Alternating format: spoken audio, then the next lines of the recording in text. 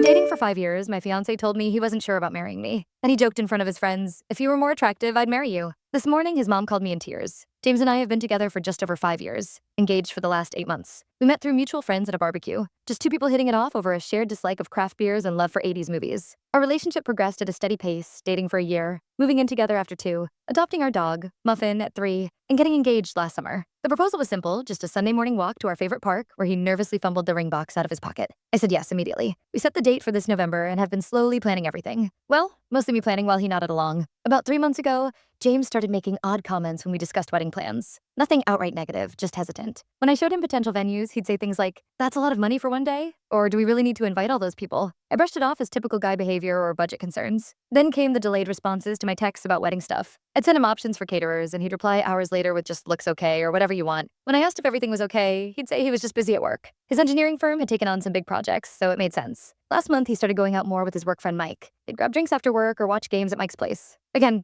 nothing unusual, just more frequent than before. When he'd come home, he seemed distant, checking his phone more often and being less affectionate. I tried talking to my best friend Sarah about it. She suggested pre-wedding jitters and recommended we have a date night to reconnect. So, last Friday, I made reservations at this new French place downtown, put on a nice dress, not too fancy, just something I hadn't worn in a while, and even bought James's favorite wine to have waiting in the fridge. The date night was a disaster. He seemed distracted throughout dinner, barely engaging in conversation. I was stunned. 5 years together, 8 months engaged, and now he wasn't sure? When I pressed him, he mentioned conversations with Mike about how marriage changes things and referenced Mike's cousin's messy divorce. The discussion quickly escalated, with me trying not to cause a scene in the restaurant while feeling like my world was collapsing. We barely touched our entrees. The ride home was silent, thick with tension. At our apartment, he deflected further conversation, saying he needed time to think before sleeping on the couch. A few hours later, Sarah called and convinced me to get out of the apartment. We went for coffee, and I unloaded everything. Sarah listened patiently, suggesting that maybe James was just experiencing normal pre-wedding anxiety. By early evening, I felt calmer and decided to head home. I was pulling into our apartment complex when I got a text from Ethan, one of James's coworkers I'd met at the company holiday party. The message asked if I was okay,